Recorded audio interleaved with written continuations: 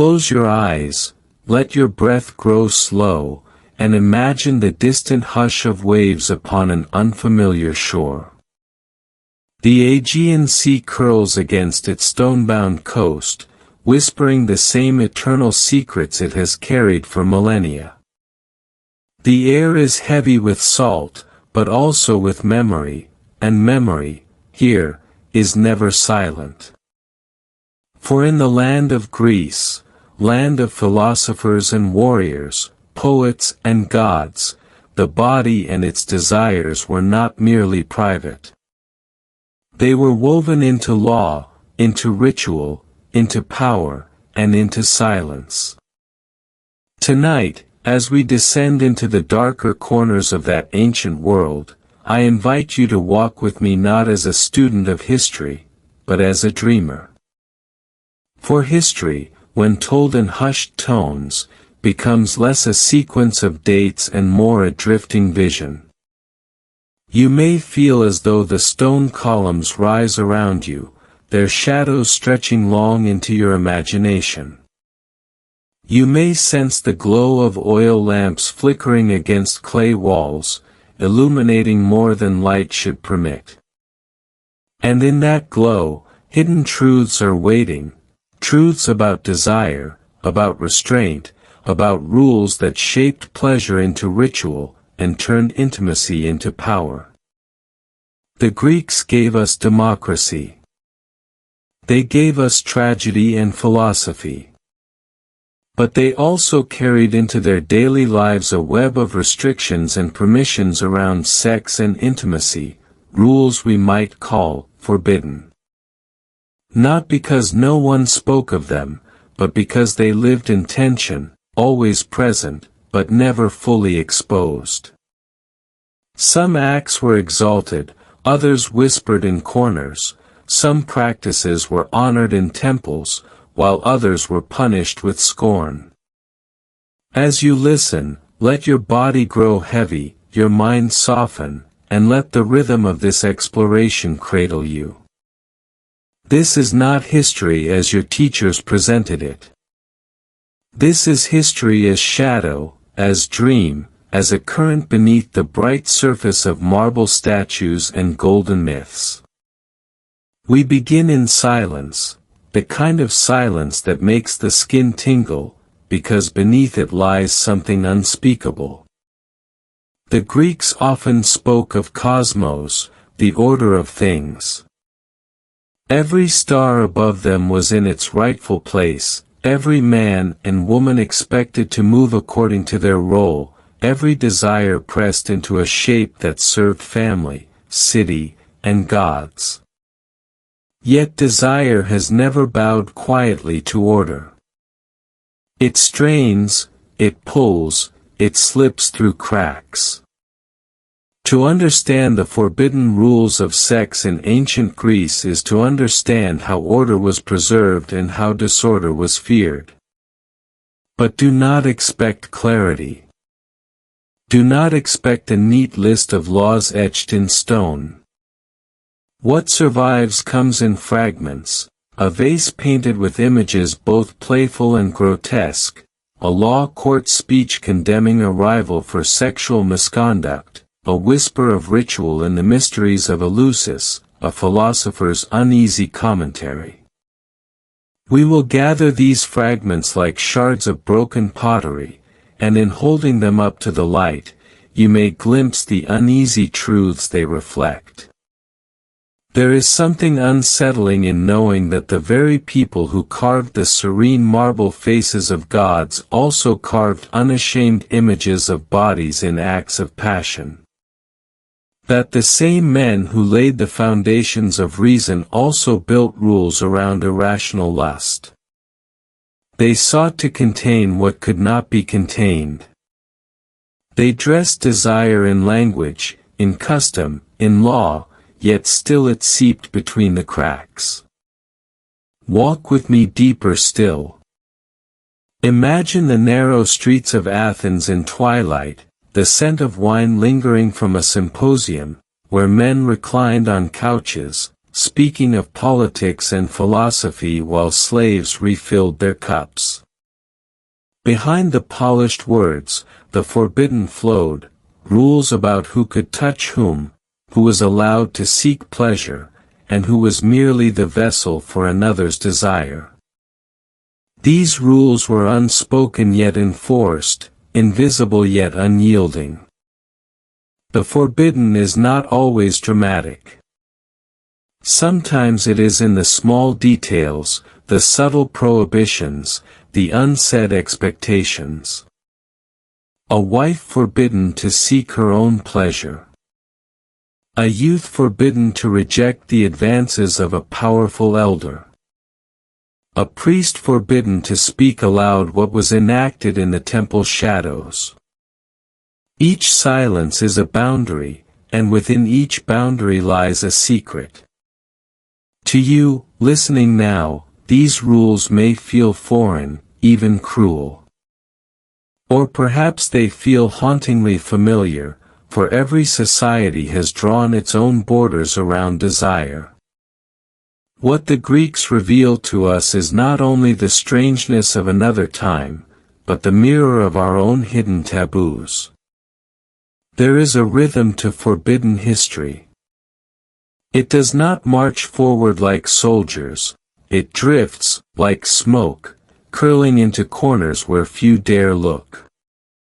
The prologue of this journey is not meant to shock you with salacious detail, but to soften you, to prepare you for the unsettling tone of what is to come. For the Greeks, sex was never merely sex. It was about hierarchy, power, reputation, ritual, and control. To understand the forbidden is to understand the scaffolding that held their society in place. And so, breathe deeper. Let your thoughts slow. You are no longer in your room, nor in your time.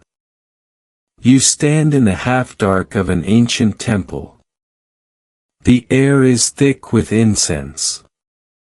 The walls are cool stone, and the silence is punctuated only by the faint echo of your own breath. In this place, the gods watch. And where gods watch, rules are never simple. The forbidden rules of sex in ancient Greece are not simply curiosities. They are living veins of human history, pulsing still beneath the marble ruins. They remind us that desire cannot be erased, only reshaped. That pleasure, when bound by rule, becomes something more than private, it becomes cultural, political, sacred, and dangerous. And yet, even as we peer into their shadows, there is a strange familiarity. The Greeks are distant, but they are not alien. Their fears echo ours. Their silences mirror ours. We, too, carry rules unspoken, boundaries unacknowledged, taboos we rarely name aloud. In looking into their world, we are also invited to look back at ourselves. Picture again the symposium, candles burning low, wine staining lips, voices fading into laughter and hushed confession. The rules hang invisible in the air, which desires must remain in shadow, which pleasures may be spoken of, which hungers are to be celebrated, and which must be concealed. This tension, between exposure and secrecy, between indulgence and restraint, defines the forbidden. The prologue is not a doorway into salacious spectacle. It is a slow descent into an atmosphere, a state of mind. Here we listen for whispers in the dark, not shouts in the daylight. Here we pay attention to the shifting of air, to the weight of silence, to the spaces between words. This is how the forbidden is found, not in bold proclamations, but in what remains unspoken, unsaid, hidden in ritual and implication. So let the prologue stretch around you like twilight. Let the air of Greece grow thick with incense, with secrecy, with memory. We are not rushing forward. We are lingering, listening, preparing. For in the chapters ahead, the rules will emerge, not cleanly, but in fragments, each carrying its own weight of unease. And through these fragments, you will see not only Greece, but the strange and shifting ways humanity has always bound desire to power. This is the path we now follow. Step softly. Speak little. Listen more. The secrets of ancient Greece are not shouted, they are whispered, half-hidden, beckoning you closer, closer still. And thus, our prologue unfolds. The city of Athens does not sleep. Even when the lamps are dimmed and the marketplaces are emptied, the city breathes like a restless animal. Its marble columns stand tall, but behind them, in the smaller chambers, in the courtyards shaded by olive trees, rules linger, unspoken rules that shape the body, desire, and reputation. This first chapter is not about the excesses of lust, but about the ways the polis, the city-state, reached into the private chambers of its citizens and governed what was permitted and what was forbidden. To understand the forbidden rules of sex in ancient Greece, we must first understand that sex was never only about the individual. The body was not your own, not in the way we imagine today. A man's body belonged partly to his family, partly to his city, and always to the gods who looked down from Olympus. A woman's body belonged even less to herself. It was guarded, exchanged, spoken of as property. To break the rules of desire was to disturb the balance of the city, and in disturbing that balance, one risked shame, exile, or worse. Picture a young Athenian man, stepping into adulthood. His tutors had taught him philosophy, music, gymnastics. But with maturity came another lesson. He was warned, quietly, that his conduct with the body could stain not only himself but his entire household. The Athenians believed that shame was contagious, that one man's forbidden indulgence might taint the honor of his kin. And so, he was taught a careful code, who he could approach, who he must never touch, and in what manner.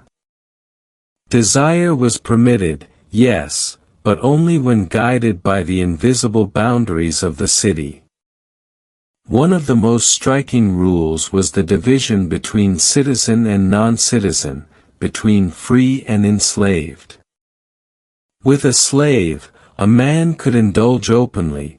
The body of the enslaved was considered a vessel, an object without civic consequence. With a citizen, however, with another free-born youth or with a married woman, the boundaries hardened. Here, the rules took shape, pressing against desire like iron against flesh. For to transgress was to dishonor not only yourself, but the household, the community, the fragile fabric of Athens itself.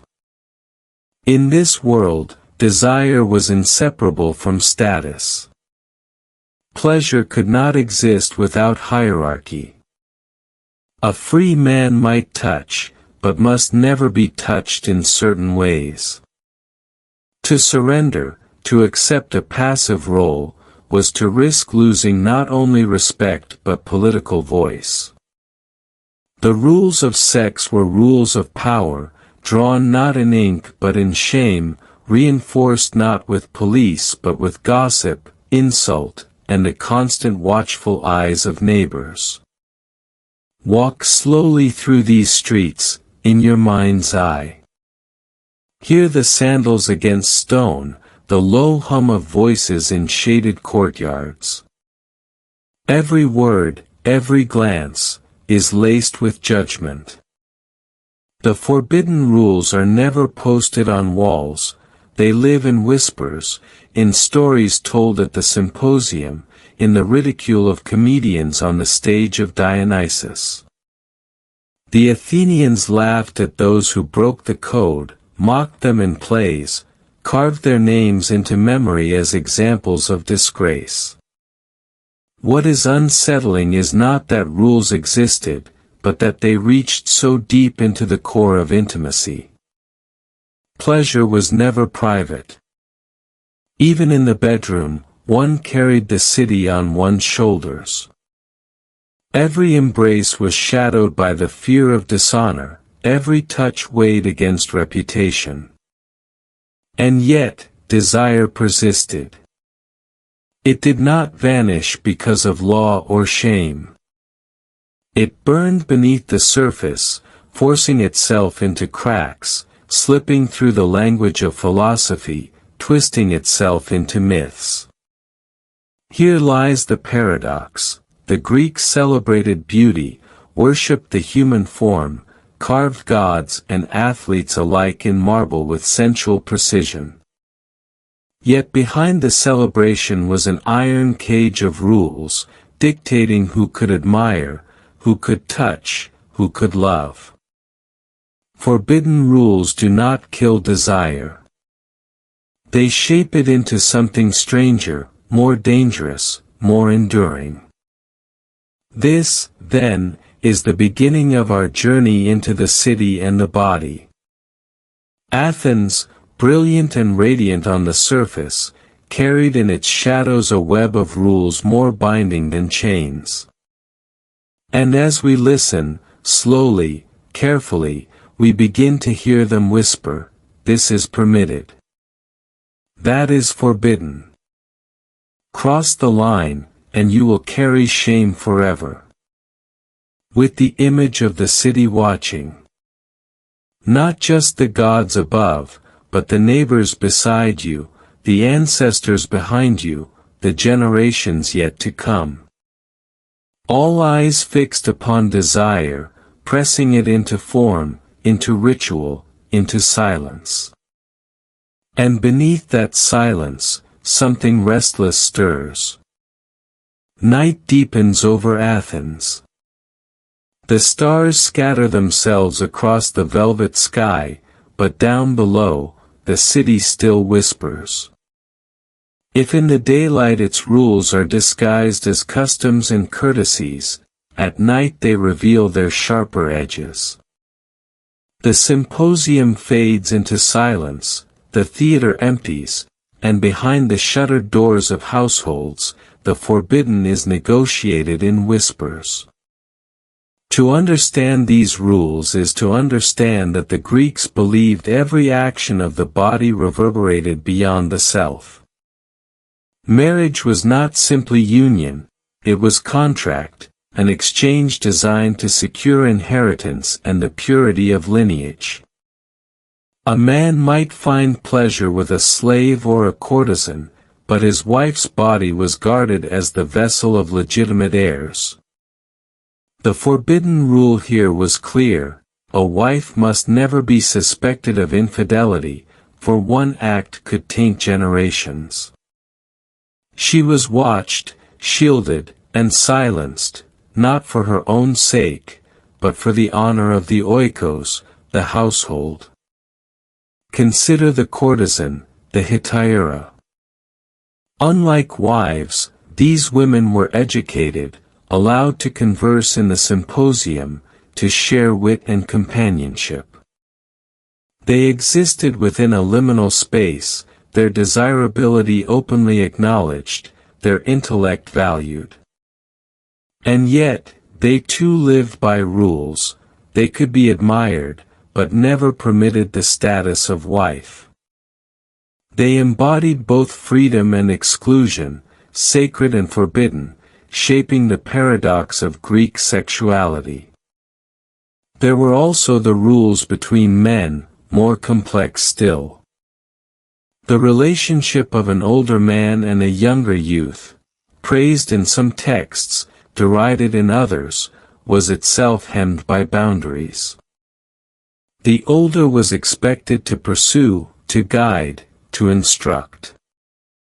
The younger, if he consented, must do so without surrendering dignity. Too much passivity, too much eagerness, and he risked lifelong ridicule, branded unfit for citizenship. The forbidden rule here was not in the act itself, but in its imbalance. A citizen could not afford to appear submissive, for submission implied weakness, and weakness was political death. And then there were the sanctuaries, where rules blurred. Temples dedicated to fertility, to mystery rites, to gods who themselves transgressed boundaries of gender and form. In these places, what was forbidden in the city might be enacted in ritual. The participants bound to secrecy, the acts left unspoken. These cultic practices remind us that even within a society of strict codes, there existed spaces where the forbidden could breathe, where silence covered indulgence like a cloak. Imagine the young Athenian again. He has walked the agora, debated in the gymnasium, learned the laws of men. Now he reclines in the flickering light of oil lamps, hearing older companions laugh about those who failed to uphold the rules. He knows that his body is not his alone. His gestures, his desires, his silences, all of them weighed, measured, judged. To falter is to invite shame that will cling to his name forever. And so he moves carefully, choosing not by passion alone but by the invisible architecture of what is permitted. This is perhaps the most unsettling truth, that the forbidden rules of ancient Greece were not written on scrolls or decrees.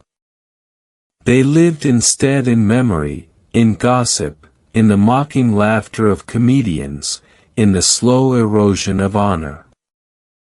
They were everywhere and nowhere, a net of expectation from which no one could fully escape. And yet, escape was always desired. In the paintings on pottery, in the myths of gods who disguised themselves to seduce mortals, in the secret rites of Eleusis, the forbidden was imagined, acted, retold.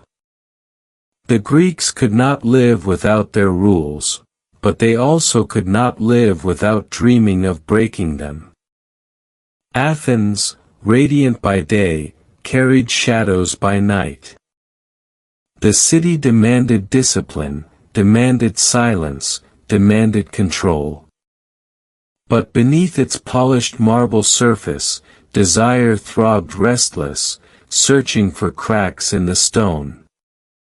And in those cracks, the forbidden whispered still. As we drew deeper, into the silence behind the courtyards, where the forbidden rules are not only spoken but enforced by the quiet weight of expectation.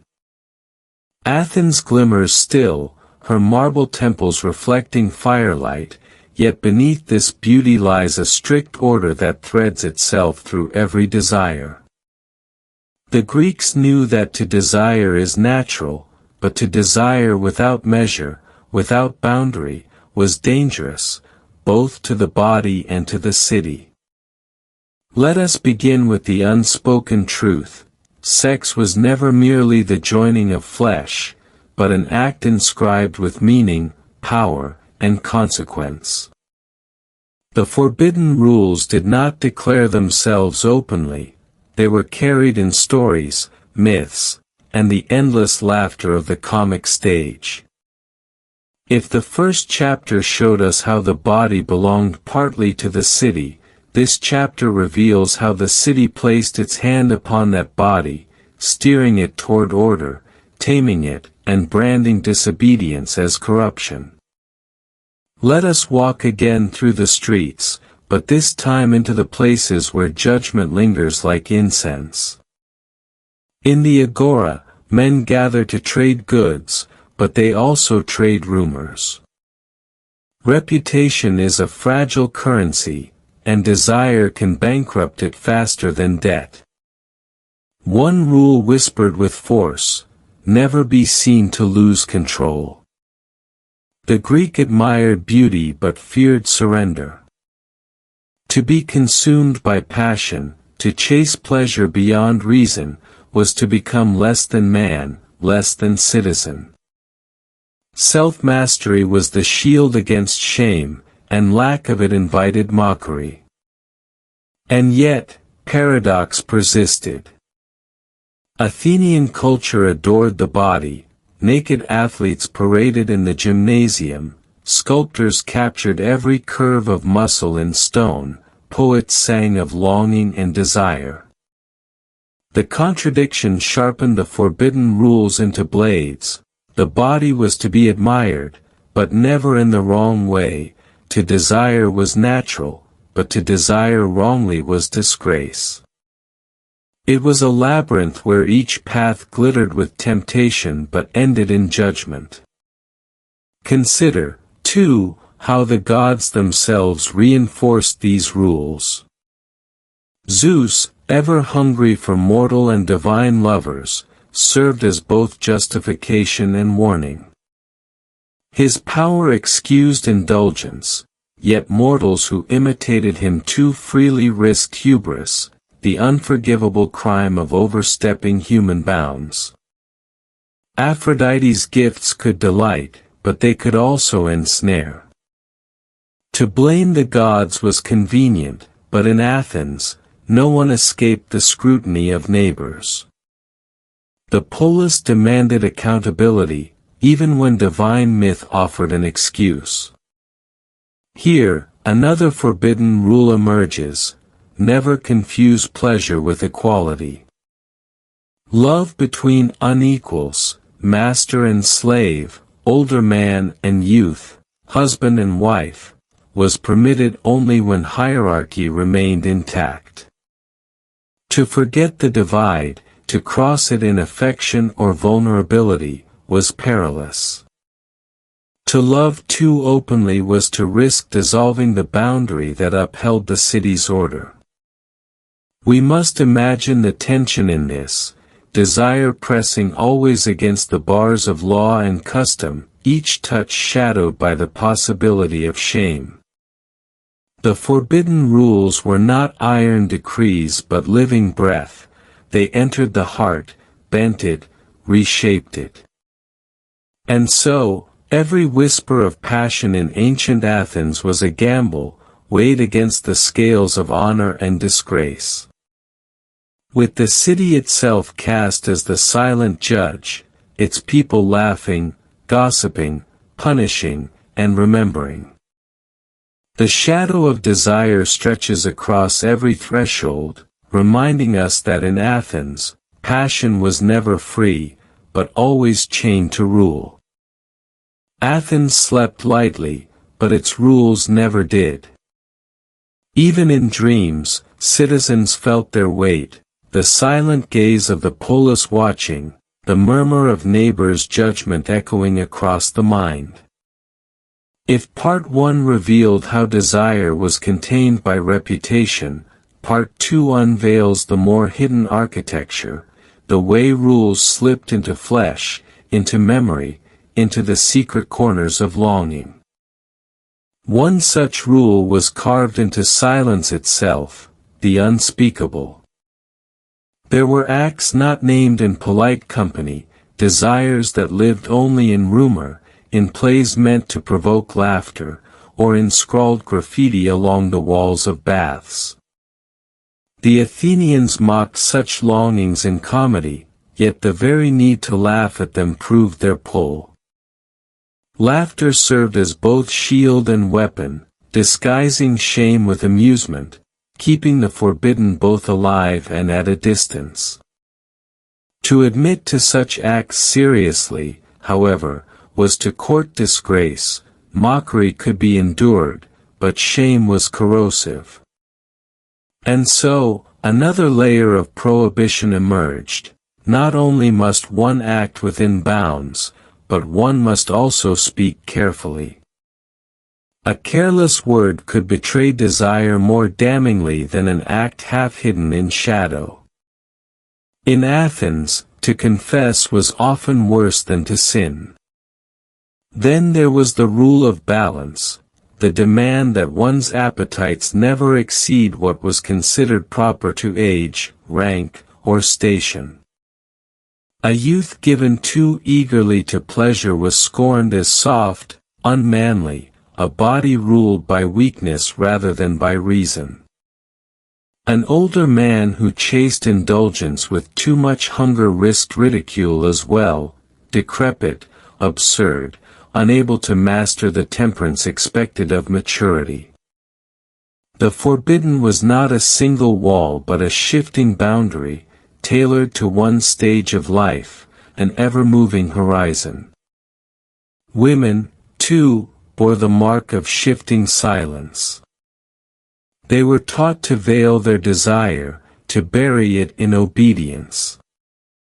The rule was cruel in its clarity. A woman's passion belonged to her husband, and if it strayed, it threatened the city itself.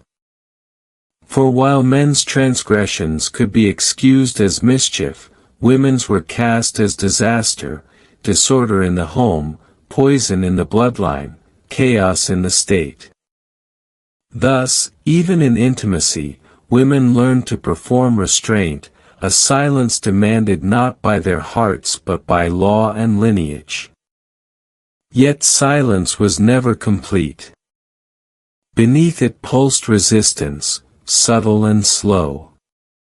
Courtesans wielded their wit as weapons, slaves whispered of masters' hypocrisy, playwrights carved satire into the stage, mocking the very laws that audiences pretended to honor.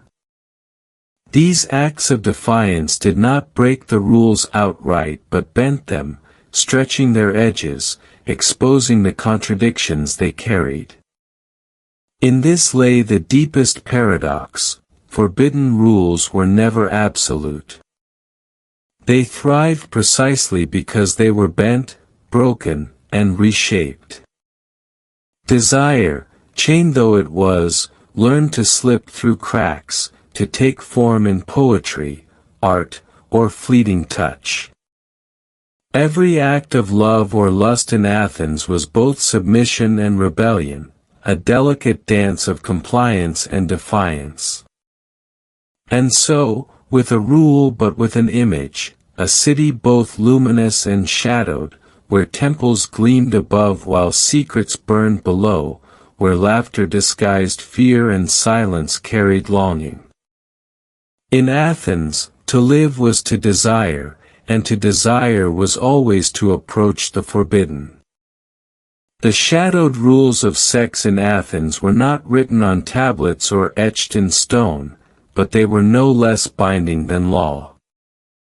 They lived in stories, in jokes whispered across symposium tables, in the sudden hush of women's quarters when footsteps approached. These rules did not protect order alone, they sculpted identity, dictating who was permitted to be honorable, who was condemned as base, and who slipped between the cracks of acceptability. One of the most revealing mirrors of these silent codes lay in the theater. Comedy, especially in the hands of Aristophanes, stripped bare the contradictions of Athenian morality. His plays mocked men who indulged too freely, portrayed women plotting sexual revolts, and laughed at the double standards that shaped every household. Laughter became an outlet, a pressure valve, allowing society to laugh at its vices while still keeping them intact. But this comedy carried danger too.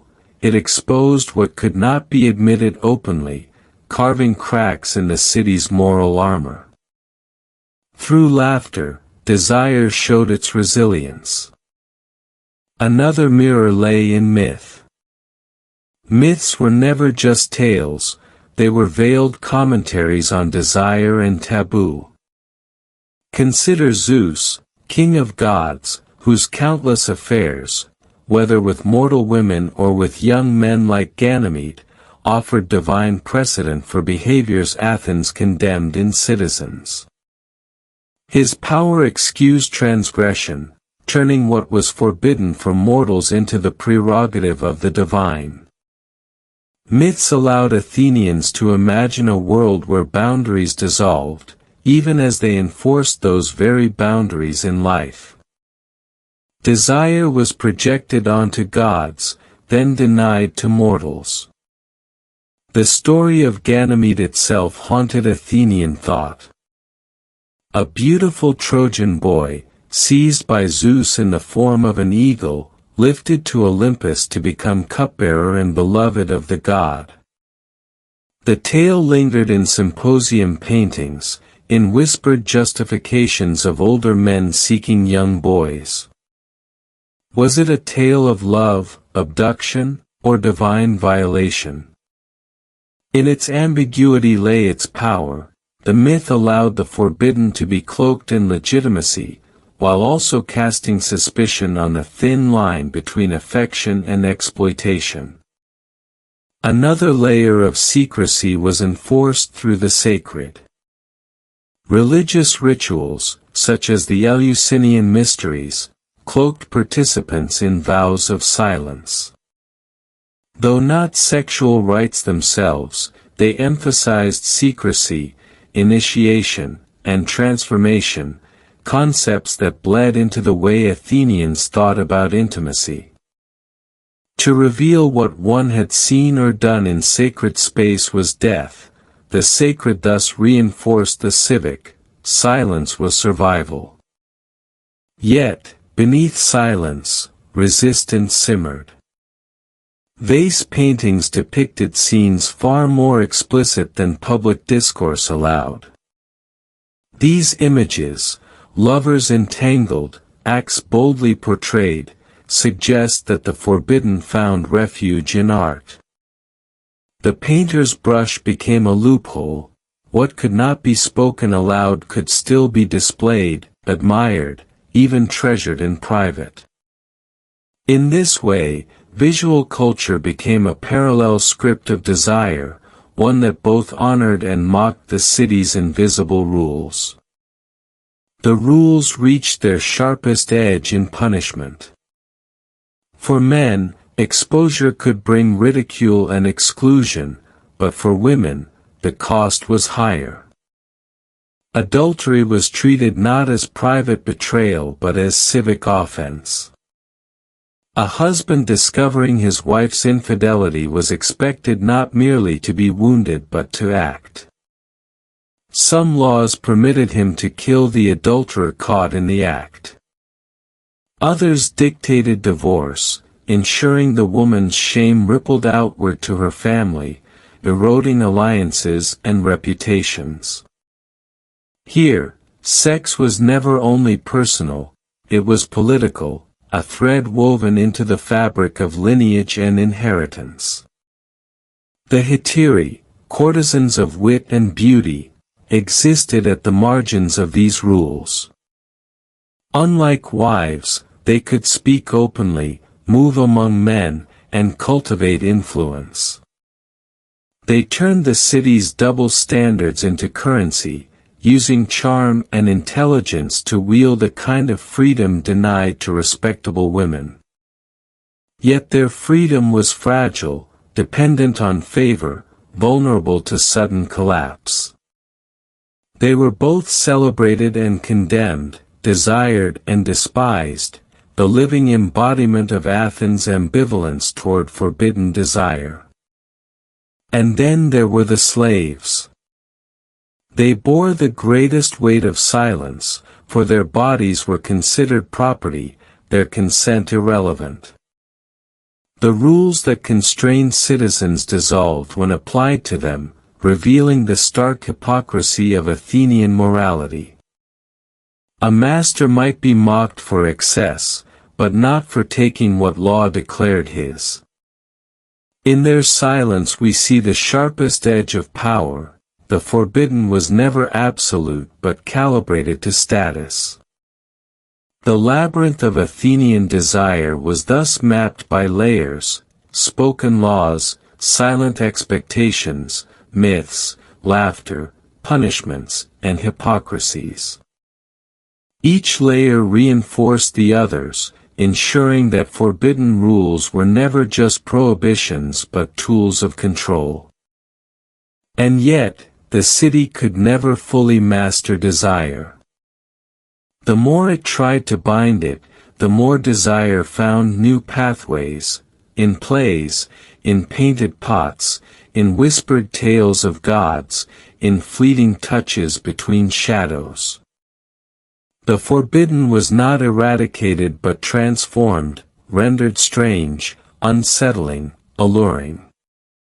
This chapter ends as the night in Athens might, the lamps dimming, the streets quieting, yet somewhere behind closed doors, rules bending, silence breaking in sighs, laughter, or whispered vows.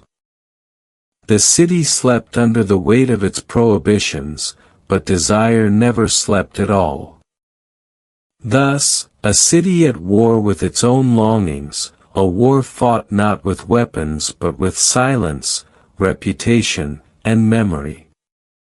Desire remained, not erased but hidden, waiting for the next chapter, where rules grew harsher, darker, and the shadows of fire would burn brighter. The city of Athens prided itself on order, yet desire was always restless, pressing against the walls erected to contain it. By the time one reached the deepest rules, the rules woven not only into civic reputation but into ritual, blood, and punishment, the forbidden no longer whispered. It roared in silence, its presence undeniable. This is where the rules grew harsher, where fire and chains entered the script of passion, binding desire to ritual and retribution. There was fire in the sacred hearth of Hestia, eternal flame of the polis, its smoke curling skyward from every altar. Fire symbolized purity, sacrifice, cleansing. But fire was also a threat, the devouring blaze that consumed what transgressed. In Athens, sex could be ritual fire or destructive flame.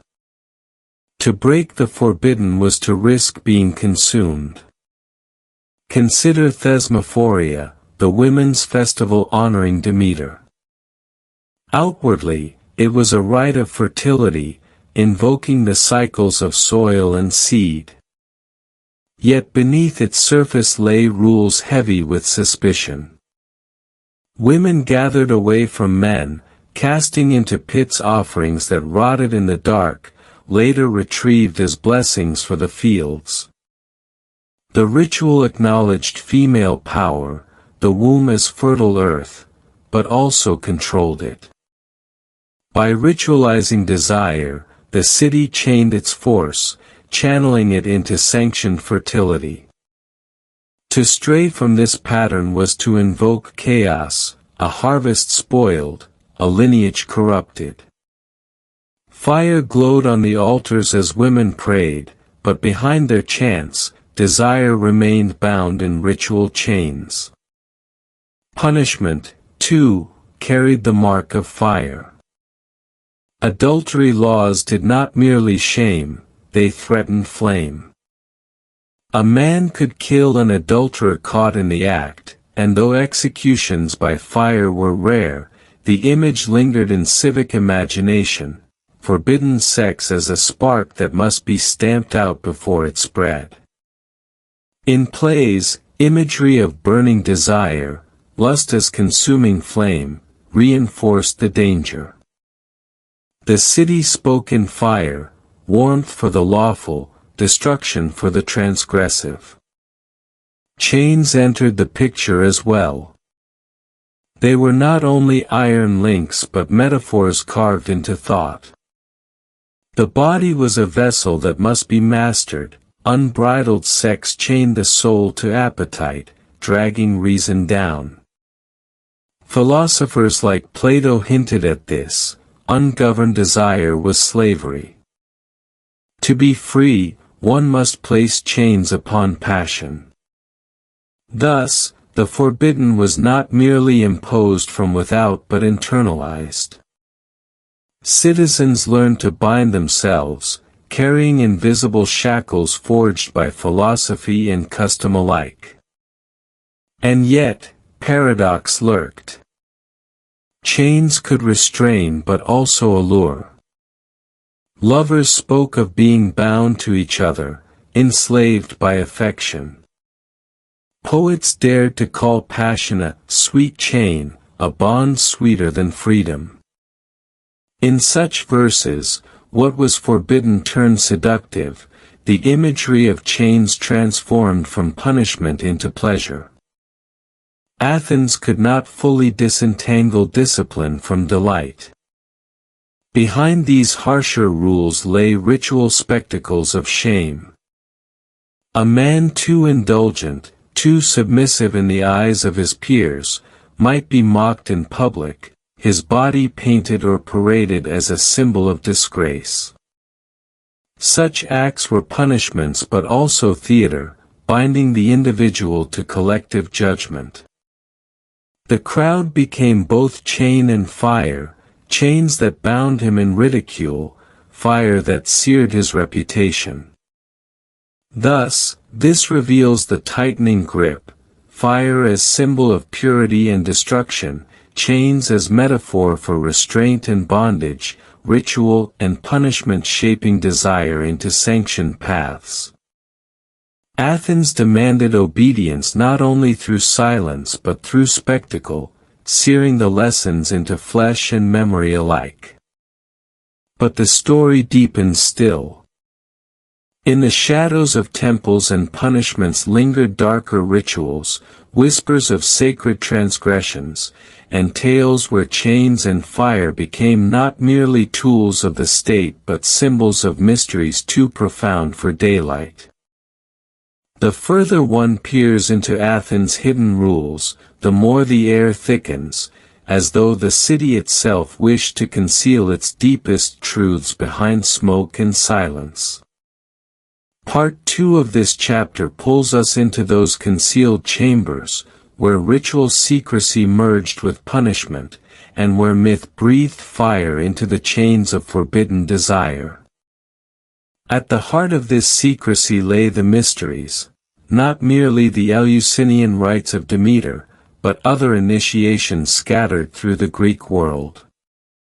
To the uninitiated, these ceremonies promised rebirth, visions, knowledge beyond mortal grasp.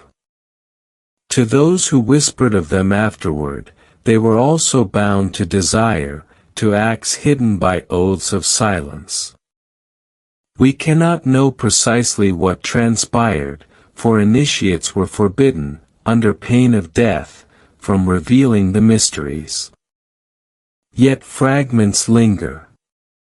Torches burned in the night, shadows moved among sacred stones, and symbols of fertility, ears of grain, serpents, and womb-like caverns, guided the faithful into darkness. Fire here was no longer punishment but revelation, a purifying blaze that stripped away the self. Desire became not sin but doorway, though its language remained veiled. To misuse or parody these rites was perilous. Comic playwrights who dared to hint too boldly at sacred acts faced charges, for the mysteries belonged to gods, not laughter. The Athenians feared blasphemy not simply because it dishonored the divine but because it threatened the fragile order of sex and society. The scandals surrounding Alcibiades, accused of mocking the mysteries and of profaning sacred statues, reveal this intertwining. To dishonor ritual was to unleash chaos in both politics and desire. Chains appeared again, this time as invisible bonds tying citizens to city, passion to ritual, body to cosmos. Break those bonds, and one risked exile or death. Punishments grew darker the deeper one strayed. For citizens, ridicule or legal penalty might suffice, but for slaves or women, transgression could mean brutal correction. Chains here were literal, iron binding wrists, collars tightening around necks, bodies restrained as punishment or warning. While philosophers spoke of metaphorical bondage, Athens also wielded physical chains to enforce control. The imagery of restraint was not metaphor alone, it was living flesh. Fire, too, could pass from symbol to sentence. While stoning and exile were common, the burning of the disgraced was remembered in whispered tales. Even the threat of such a fate was enough to sear desire into obedience. Plays and myths carried the image of consuming flame as warning, those who burned with forbidden passion might be burned in turn. Fire was both metaphor and memory, hovering in the collective imagination. But myth was where fire and chains entwined most vividly with sex.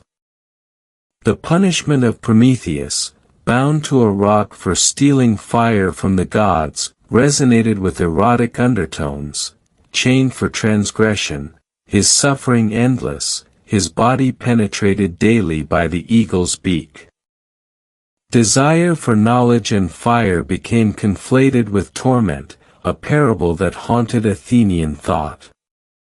To steal fire was to steal power, and desire itself was often cast as theft from the divine. The myth of Hephaestus, god of the forge, also cast chains as instruments of humiliation. Betrayed by Aphrodite, he wove a cunning net of unbreakable links to capture her in bed with Ares. The gods laughed as the lovers lay bound, helpless beneath the fire god's chains. This tale, repeated in symposium halls, reinforced the lesson: illicit sex leads to ensnarement, to shame, to spectacle. Desire unbound was punished by binding, pleasure revealed as trap. Even the underworld offered warnings. Sisyphus, Tantalus, Ixion, each bound, chained, or burned for transgressions that mixed hubris with lust. Ixion's punishment was the most explicit, lashed to a fiery wheel for attempting to seduce Hera. Fire and chains fused as eternal torment, a cosmic spectacle of forbidden desire punished without end. Athenians told these myths not merely for entertainment but as coded reminders. To break the rules was to invite binding, to inflame the gods' wrath, to lose both freedom and flesh. Yet beneath the warnings, fascination persisted. Stories of chains and fire were retold not only as threats but as strange allure. Audiences laughed at Hephaestus' trap, trembled at Prometheus' torment, and whispered of Ixion's wheel. The forbidden captivated even as it condemned. Within private spaces, this fascination became ritualized play. Vase paintings and poems reveal lovers speaking of chains of passion, of desire as fire in the veins. What the city feared became metaphors of intimacy, reclaiming punishment as pleasure. Chains that humiliated gods could also symbolize devotion, fire that destroyed could also warm. Thus, even as Athens sought to harness sex with ritual and punishment, the imagery of restraint and flame slipped into the language of love, giving shape to the paradox of human longing.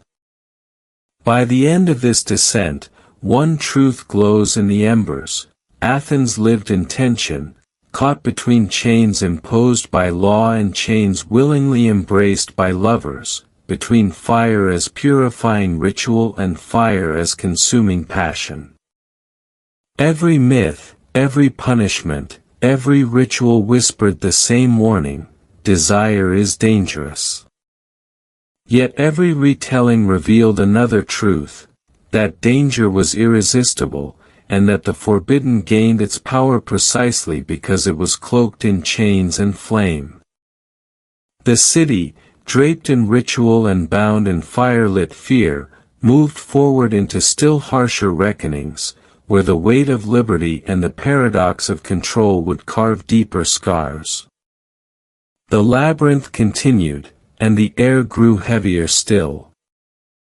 Freedom, in Athens, was both crown and burden.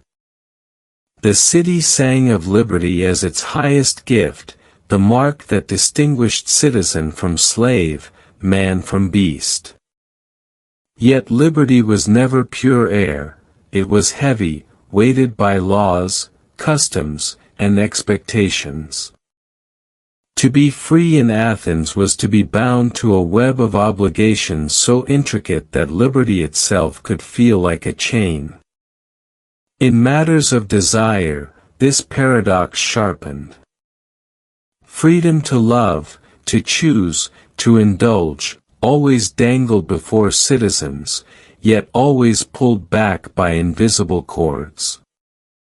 This opens with that paradox: how liberty was defined not by what one could do but by what one must not do. To live as a free man meant to guard one's body against submission, to master one's appetite, to preserve dignity. Liberty was measured not in indulgence but in restraint. To lose control was to resemble a slave, for the true citizen was master first of himself. In this way, Athens turned liberty into discipline, chaining the body to the idea of freedom. The symposium offered a perfect stage for this contradiction. Reclining on couches, men toasted their liberty in wine, boasted of pleasures taken, mocked rivals for weakness. Yet all the while, the invisible weight pressed upon them: drink too much, reveal too much, submit too much, and liberty cracked. A man's freedom could be undone by a single night's excess. One moment of surrender might mark him forever as effeminate, as unworthy, as less than a citizen. Liberty, then, was not freedom to indulge but vigilance never to fall. Women bore this paradox in sharper form. They were denied political liberty outright, yet were chained all the more tightly by rules of sexual conduct. Their chastity was a civic weight, their silence demanded freedom. The wife who obeyed was free only in the narrow corridor of obedience, her liberty a ghostly shadow defined entirely by restraint. To misstep was to collapse under the weight, not only for herself but for her kin, whose honor depended on her restraint. Slaves and foreigners lived on the farthest edges of this spectrum. Their bodies were said to lack liberty altogether, yet they often moved with more sexual freedom than citizens. A courtesan might speak more boldly than a wife, a slave might indulge without shame where a citizen dared not. And so the paradox deepened: those called free lived under heavier chains, their liberty burdened by scrutiny, while those already bound could slip more easily between desire and act. The philosophers of Athens sharpened this paradox into doctrine. Socrates taught that liberty meant mastery of self, not surrender to appetite.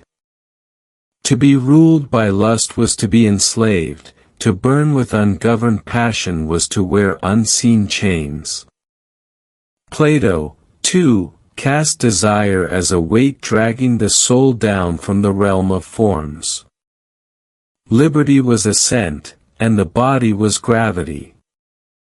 In their words, liberty became a discipline so stern it threatened to consume pleasure altogether. And yet, the Athenians never stopped longing. The weight of liberty pressed heavily, but desire was not extinguished. It smoldered beneath the burden, shaping lives in secrecy, bending rules with cunning, seeking release in corners where the gaze of the polis could not reach. In this tension lay the true essence of Athenian liberty, not lightness, but struggle. To be free was to carry chains of expectation, to live in fire without being consumed. With liberty revealed not as release but as weight, an iron crown, gleaming yet heavy, shaping every act of passion. We descend deeper, into punishments and paradoxes where liberty itself became spectacle, where restraint and freedom fused in rituals that revealed the city's most haunting contradictions.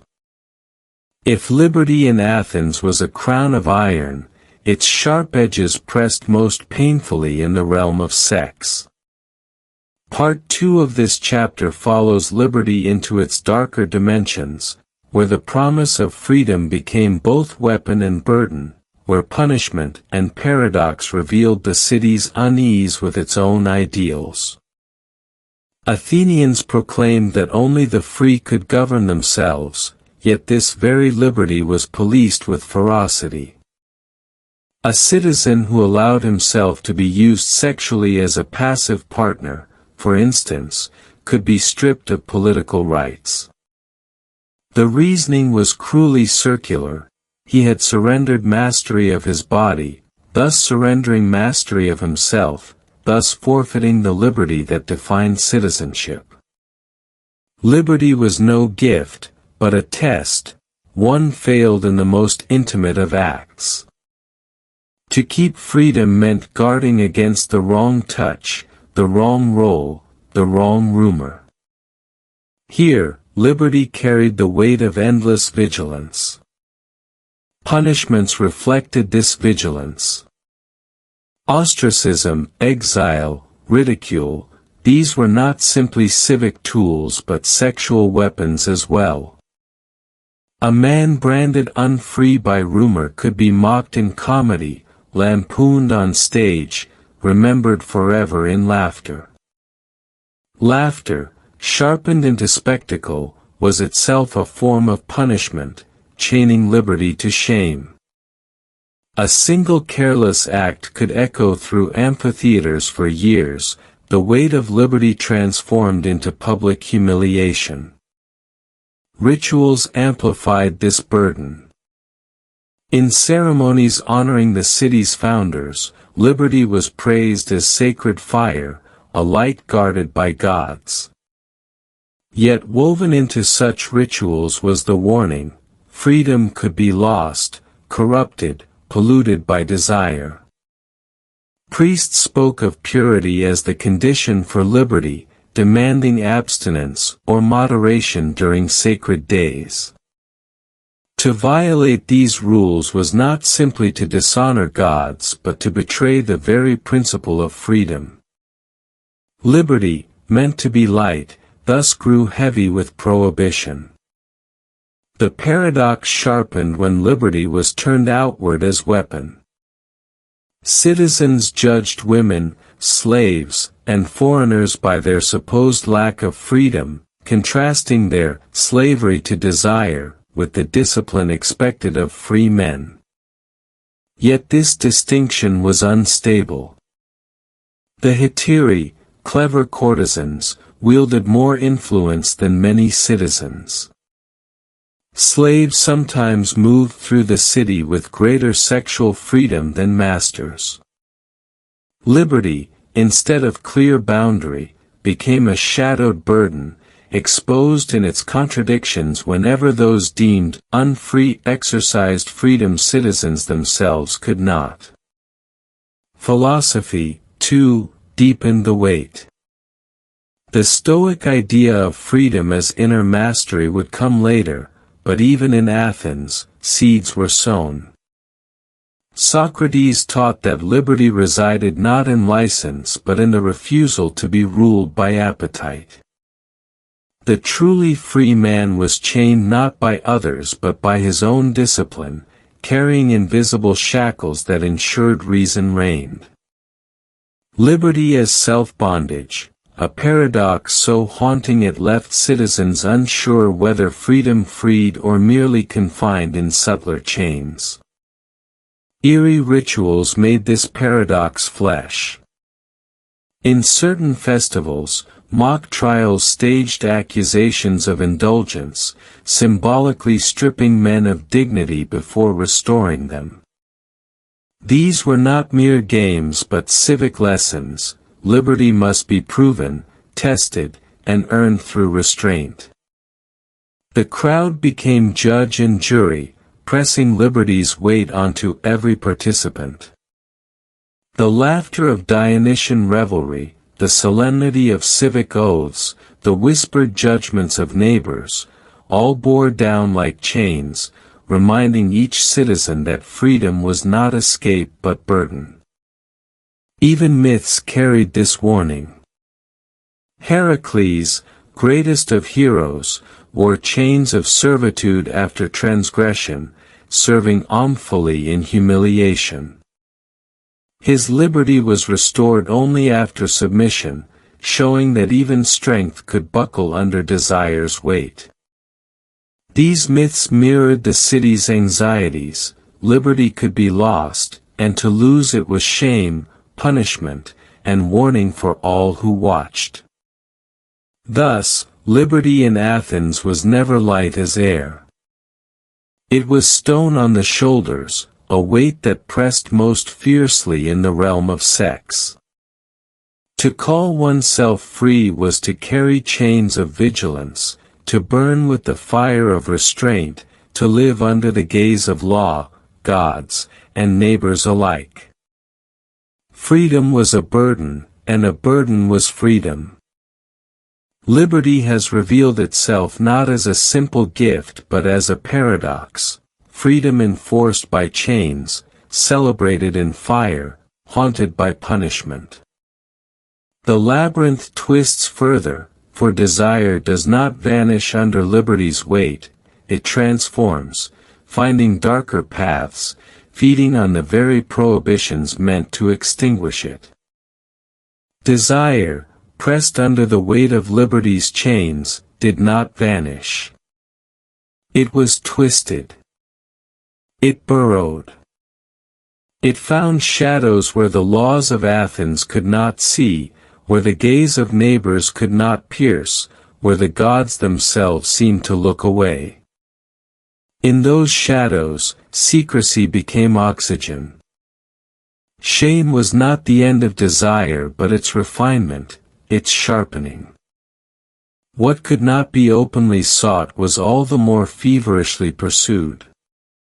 Chapter 5 opens here, in the labyrinth where restraint and repression gave rise to stranger, more dangerous forms of passion. The symposium, already staged for liberty's performance, became one of the first chambers in this labyrinth. Here, men tested the edge between indulgence and restraint. The more the city warned against surrender, the more thrilling surrender became. The passive role, forbidden to citizens, was not extinguished but driven underground, masked in jokes, hidden in private chambers, whispered about in scandalous poems. Every rule against a posture made the posture more alluring. A secret thrill bloomed, the desire to taste what one was forbidden even to name. This secrecy created rituals of its own. Lovers carved symbols into drinking cups, left coded messages on walls, wore wreaths or garlands whose flowers carried meanings no outsider could guess. The city demanded purity, so the desiring invented ciphers. To be in the know, to read the signs, was to belong to a hidden fraternity. Shame became initiation, secrecy became bond, and passion was intensified by the danger of exposure. Yet repression also fed darker punishments. Men accused of indulgence could be mocked with masks and phalluses in the comedies of Aristophanes, their rumored desires staged as grotesque. But here was the paradox. The very laughter that shamed also revealed how widely such desires were known. The stage was a mirror, distorted, cruel, but truthful in its exaggeration. In laughing at the shamed citizen, the audience confessed their own fascination. What was forbidden was alive, breathing in the theater itself. Private cults deepened the labyrinth further. While the city demanded public restraint, mystery rites whispered of liberation through ecstasy. The Eleusinian mysteries promised rebirth, the Dionysian revels promised transformation. Desire, repressed by daylight, was unleashed at night through wine, masks, and ritualized frenzy. The citizen who by day disciplined his body might by night abandon it, chained not to law but to the god of intoxication. Yet even here the paradox persisted. Liberation was staged, structured, bound by the very rituals that claimed to dissolve bonds. In households, secrecy thickened. Slaves carried notes between lovers, knowing their silence could mean survival. Wives, confined by chastity's weight, found clandestine ways to assert desire, sometimes with slaves, sometimes with other women, sometimes in fantasies left unspoken. To desire in secret was to feel liberty and unfreedom at once. Each hidden act was burdened with fear, but also with intensity unmatched by sanctioned unions. The chains of prohibition gave every stolen kiss the fire of rebellion. Myth itself mirrored this labyrinth. The story of Pasiphae, cursed with forbidden lust for the bull, spoke of desire twisted into monstrosity by divine punishment. The labyrinth that housed her offspring became a symbol not only of confinement but of the dark paths of human longing, the turns and walls that desire builds when pressed too tightly. Athenians told these stories as warnings, yet also as recognition. Forbidden passion was never extinguished, only redirected into shadowy corridors where shame and secrecy turned it stranger, fiercer. We stand within these twisting halls. The rules of liberty have not killed desire, they have transmuted it. Shame, secrecy, parody, punishment, and ritual all bind together into a labyrinth where passion is no longer simple but charged, perilous, and alive with risk. To repress desire is to force it underground, where it glows hotter in the dark, feeding on the very chains meant to suppress it. This will lead us deeper still, into the punishments and paradoxes where forbidden sex became weapon, sacrament, and curse, where the labyrinth's walls echo with both cries of pleasure and cries of pain. The labyrinth deepens. Its corridors grow narrower, darker, lined with walls not of stone but of silence. Each step takes us further into chambers where desire and punishment are no longer separable, where secrecy breeds ritual, and where the forbidden ceases to be merely private indulgence, it becomes a kind of sacrament, at once holy and accursed. In Athens, the weight of shame was not borne quietly. It was performed. To be mocked for forbidden pleasures was to be cast on a stage, one's private acts made into grotesque theater. Aristophanes and his fellow comedians sharpened their quills on rumor. The man accused of taking the female role, the woman whispered to have betrayed chastity, the old man chasing after boys past his dignity, all were made masks of ridicule. Yet beneath the laughter, there was ritual. The chorus, with its obscene songs, carried out an exorcism of sorts, purging the city by naming what it feared. Shame was weaponized, but in its weaponization it was preserved. The forbidden act did not disappear, it was inscribed in memory, made mythic by mockery. Punishment reached beyond theater. The courts, too, echoed with secrecy laid bare. Citizens accused of unworthy pleasures faced not only fines but exile from public life, the stripping of honor. Yet even here, the city indulged a paradox. By prosecuting the forbidden, it broadcast its presence. The very trial was a spectacle, a public recitation of hidden acts. Shame became liturgy. The accused, whether guilty or not, became priest of a grim ceremony, offering his reputation on the altar of the law. The people, in turn, consumed the tale, binding themselves to the forbidden by condemning it. Behind closed doors, punishment was more intimate. Lovers caught in secrecy could be beaten, disowned, enslaved. Wives risked being cast out, stripped of dowry, reduced to silence. Slaves, with no rights of their own, bore whippings and humiliation for carrying messages of desire. Yet even this violence could not unweave the labyrinth. Instead, it added new chambers. For each punishment carved another layer of secrecy, another ritual of concealment. The risk did not extinguish the fire, it fed it. Lovers sought subtler signs, deeper codes, more dangerous games. The labyrinth thrived on punishment, because punishment made passion burn brighter in defiance.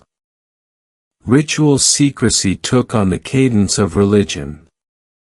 In the rites of Dionysus, men donned masks and women carried thyrsus staves tipped with ivy. The body, usually disciplined and clothed in dignity, was made wild, trembling, unbound. Yet even in frenzy there were rules, chants to be spoken, dances to be traced, wine to be poured in precise measure. Here we see the paradox, freedom enacted through structure, desire unleashed through restraint. What was forbidden by daylight became sacrament by torchlight. The city that punished excess also sanctified it, provided it was enclosed in ritual, hidden from the eyes of those who might cry shame. There were other cults, too, whispering of darker mysteries. Some invoked Aphrodite, goddess of longing, through offerings of incense, oils, and honey. Others made secret sacrifices, asking Eros not merely for beauty but for domination, for the power to subdue or enslave the beloved. Desire became an altar where power itself was worshipped, where chains and fire were no longer metaphors but tools of ritual. In these secret gatherings, shame was inverted into holiness. The forbidden act was not sin but offering, an invocation that blurred the line between curse and blessing. The labyrinth's cruelest turn came in how society itself mirrored ritual punishment. Shame did not only punish, it enthroned. Rumors of forbidden desire could elevate as well as ruin. A man whispered to have taken a forbidden role might be shunned publicly, yet secretly sought out by those curious, daring, or desperate.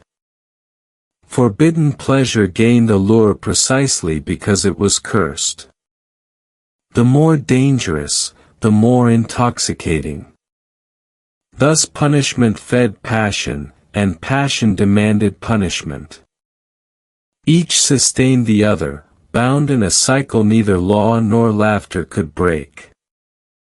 Myth told the same story. Think of Pentheus, torn apart by his own mother and the women of Thebes after spying on Dionysian rites. His crime was not indulgence but resistance, his punishment not simple death but ritual dismemberment. Here the lesson was inscribed in blood: to deny desire its shadows was to invite destruction. The labyrinth consumed those who mocked its power. Fire and chains returned in these myths as symbols not only of restraint but of transformation. To burn was to be purified, to be chained was to be initiated.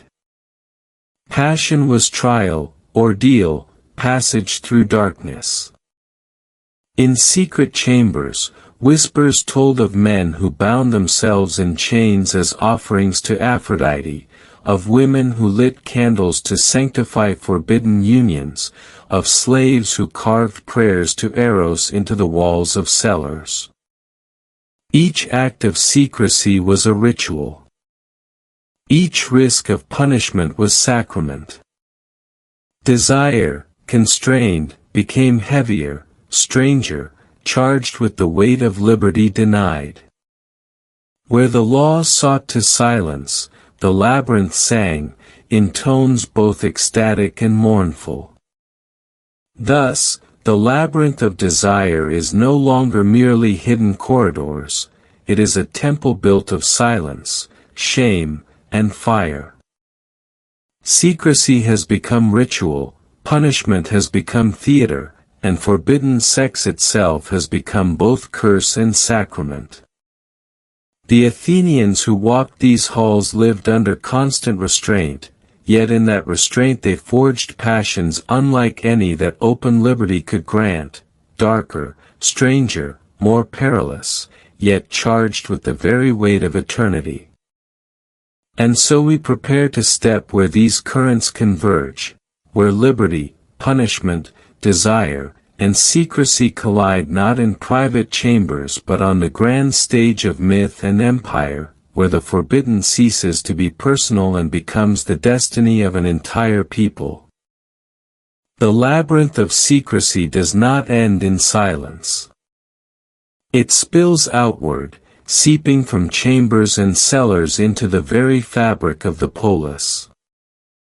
What began as hidden rituals and whispered punishments takes on the weight of public destiny. Chapter 6 opens with fire, both as metaphor and as reality. For in Athens and beyond, the forbidden was not merely private sin, it became a force that shaped law, myth, and empire itself. Freedom and restraint had danced uneasily in earlier chapters, each fueling the other. But here, the balance falters. The fire of desire, smothered, shamed, ritualized, bursts forth, and the city itself must reckon with the consequences. Laws harden. Punishments deepen. Festivals grow stranger, more violent. Liberty becomes no longer a promise but a test, to prove one's worth, one must show mastery not only over oneself but over the very shadows of desire. The theater once mocked forbidden acts with laughter. Now it darkens. Tragedy takes up the mantle where comedy left off. Euripides and Aeschylus do not jest, they lament. Their stages are not merely mirrors but altars. When they tell of Phaedra consumed by forbidden love for her stepson Hippolytus, or of Agamemnon cursed by the desires and betrayals of his house, they are not describing strangers but citizens. Desire becomes tragedy because it is universal, because its punishment is inevitable. The audience, seated in the open air, feels the weight of shame not as ridicule but as doom. The rituals of Dionysus, once hidden in frenzy, now bleed into daylight. The city hosts festivals where wine flows, masks multiply, and the crowd becomes chorus. Desire is released, but only under the gods' gaze. Chains and fire are everywhere, torches blaze, dancers writhe in ritual bindings, hymns echo with both ecstasy and restraint. Liberty is staged, but always encircled by punishment. To step beyond the ritual, to indulge outside its bounds, is to invite not freedom but curse. And the state knows this. Law and festival form a double bind. What is allowed at night is forbidden by day, what is sanctified in ritual is shamed in court. This paradox keeps the labyrinth alive, feeding both secrecy and spectacle. The forbidden becomes part of governance itself, a lever of control. Citizens are taught to laugh at desire, to fear it, to ritualize it, to punish it, and thus to never forget it. Myth entwines with politics.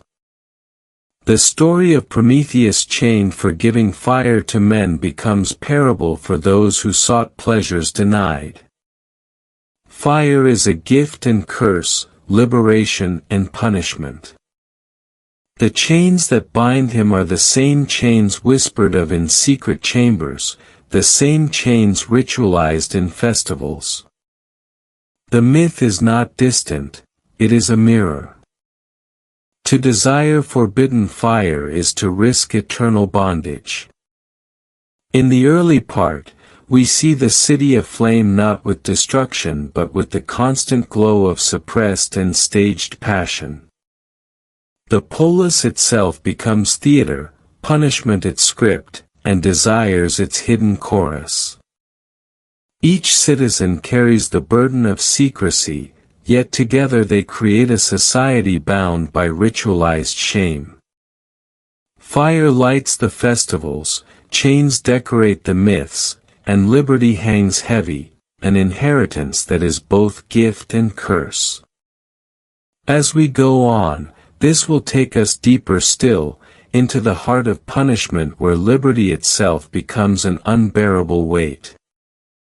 Here we will witness how the forbidden was no longer merely personal, but collective, how entire communities became bound to rituals of desire and shame, how fire was used to purify, and how chains became symbols not just of bondage, but of belonging.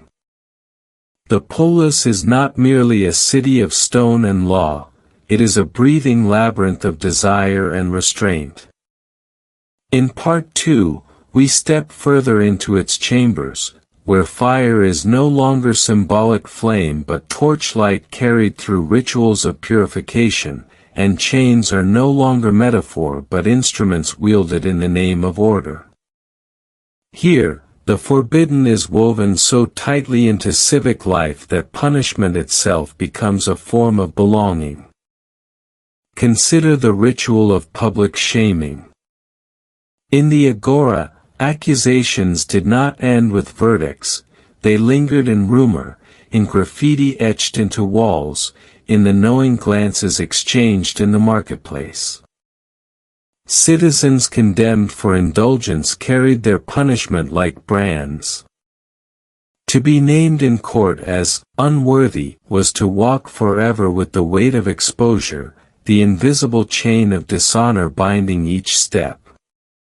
Yet this public memory also bound the community itself. Each whisper reinforced the collective identity, reminding citizens what must not be done, and by extension, what everyone secretly thought about doing.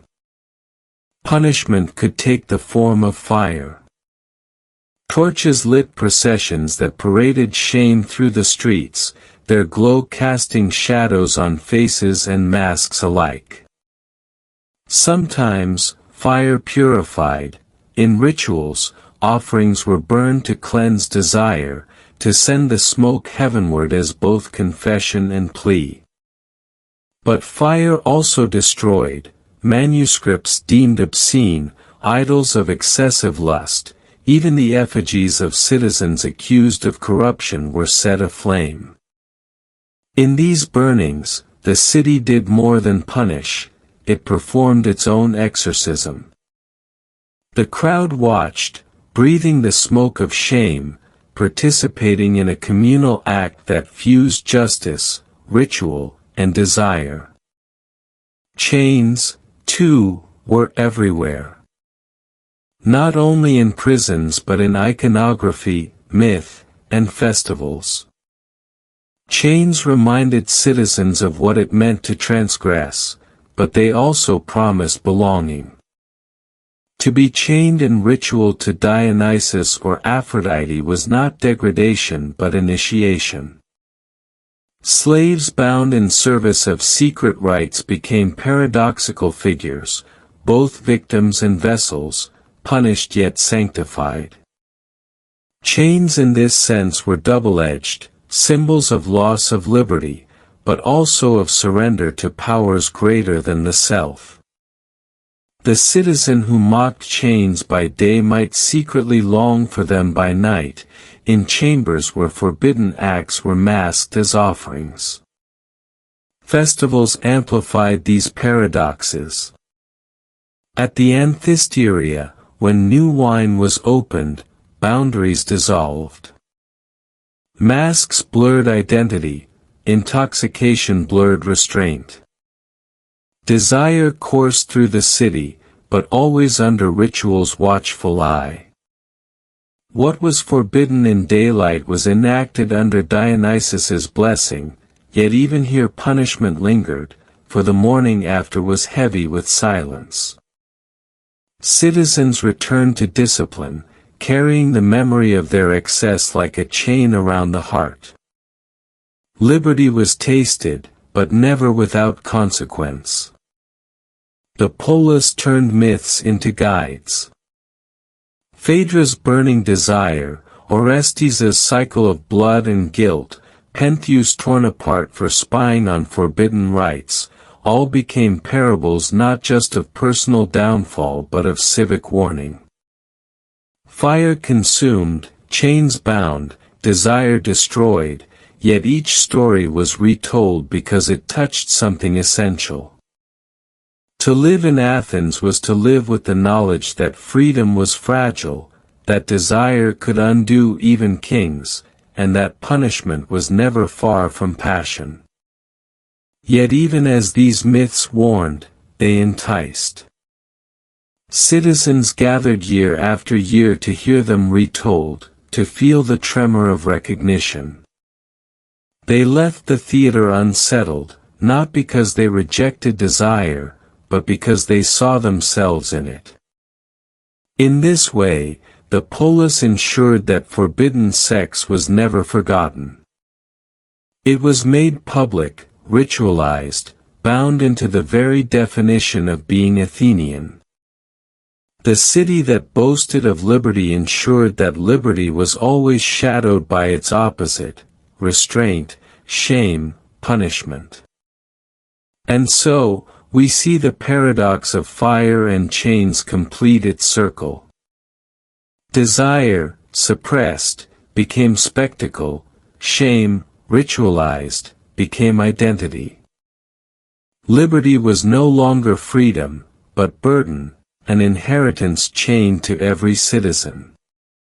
Fire purified, but it was also consumed. Chains bound, but they also belonged. In the polis, the forbidden was never truly extinguished. It glowed, always, like embers in the night, threatening to flare again, reminding every Athenian that liberty and punishment were forever intertwined. From here, the labyrinth prepares one final descent, where we will return to silence and shadow, tracing how these ancient rules echo still, whispering their weight into the present. The city has dimmed. The torches of the polis, the laughter of the theater, the chains clattering in festival and punishment, all have faded into memory. What remains is silence, deep and resonant, like the still air of a temple after the last hymn has been sung. In this silence, the forbidden whispers louder than ever. We stand in the epilogue, where the journey through desire and restraint must close, yet where closure feels like illusion. For what is forbidden never truly dies, it smolders, waiting, glowing like embers beneath ash. Athens is long gone. Its courts no longer strip men bare with accusation, its theaters no longer stage the hunger of gods and mortals, its festivals no longer blur the boundaries between intoxication and sanctity. And yet, its myths endure, transfigured into echoes that haunt our present. A man reading Euripides in a dim library feels Phaedra's fever, though centuries separate him from her shame. A woman kneeling before a candle in a cathedral may not name Dionysus, but the heat that rises through her prayer carries the same tremor of surrender that once shook the revelers of the Anthesteria. The embers flare in myths told not only by Greeks but by every culture that feared the union of pleasure and ruin. Think of Lilith, cast out for refusing submission, her shadow stretching through rabbinic text into modern imagination. Think of Inanna's descent into the underworld, stripped of each garment, each dignity, until she stood naked before her sister judge. Think of the Japanese tale of Izanagi and Izanami, where passion birthed gods, but also corruption, fire, and death. In every mythology, desire comes twinned with punishment, as if the universe itself recoils from unchecked flame. Yet myths are not fossils. They are currents. We inherit them not as static lessons but as living murmurs that reshape themselves to suit new chambers of restraint. The chain once hammered in bronze is now digital, a surveillance log, a database of desires traced through keystrokes. Fire is less torch than screen glow, consuming privacy and exposing what was meant to stay hidden. Shame still parades, but now in feeds and headlines, each scandal is a public ritual where the crowd gathers, not in the agora, but online, each click a whisper of complicity. Dreamlike vignettes unfold across centuries. Imagine a cloistered monk in the Middle Ages, flagellating himself in a candlelit cell, every lash both punishment and prayer, the echo of the polis alive in his private theater of shame. Imagine a Victorian salon, where women in corsets and men in stiff collars whispered forbidden poems while gaslight flickered like torches of Dionysus's revel.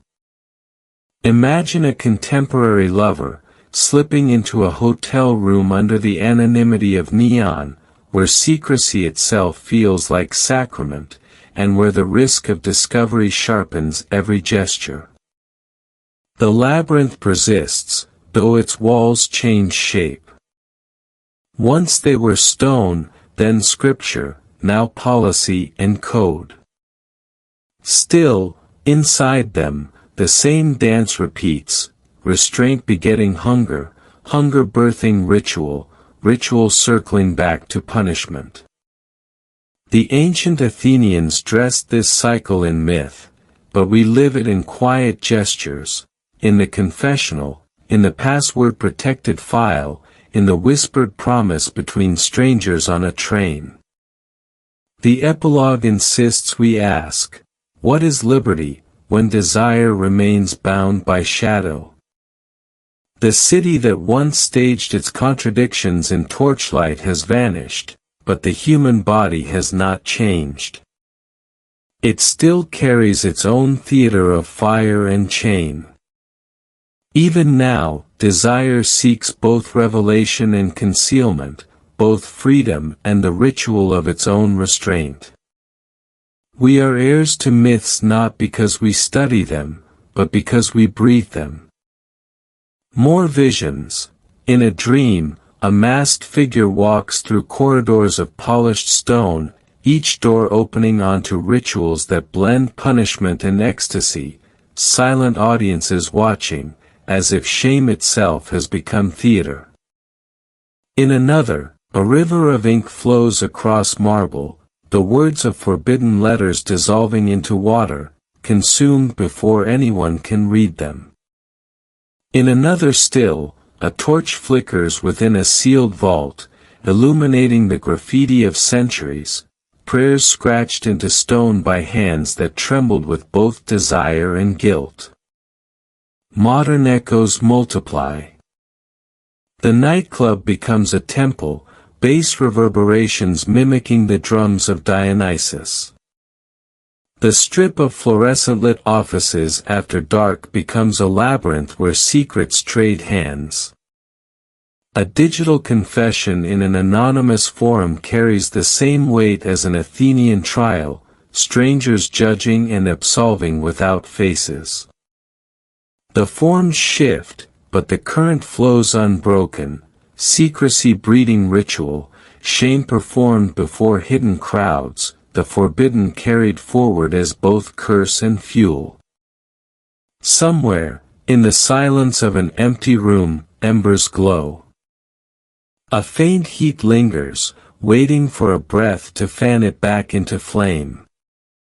And whether we call it shame, ritual, sacrament, or simply hunger, it remains what it always was, the fire beneath the city, the chain wound around the heart, the forbidden that shapes us even as we believe we have escaped it.